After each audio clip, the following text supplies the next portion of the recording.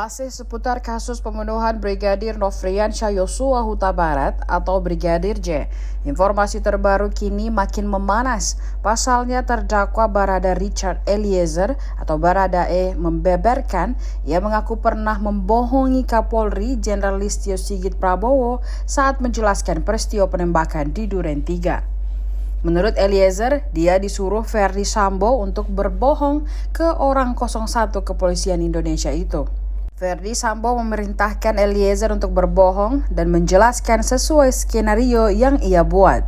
Dikutip dari tribunnews.com, hal itu disampaikan Baradae saat menjadi saksi perkara pembunuhan berencana Brigadir J atas terdakwa Ricky Rizal dan Kuat Ma'ruf di Pengadilan Negeri Jakarta Selatan pada Rabu 30 November 2022.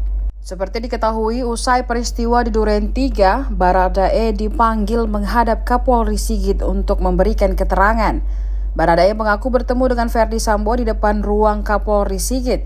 Ia langsung dipeluk dan dibisiki Verdi Sambo agar menjelaskan kepada Kapolri sesuai dengan skenarionya.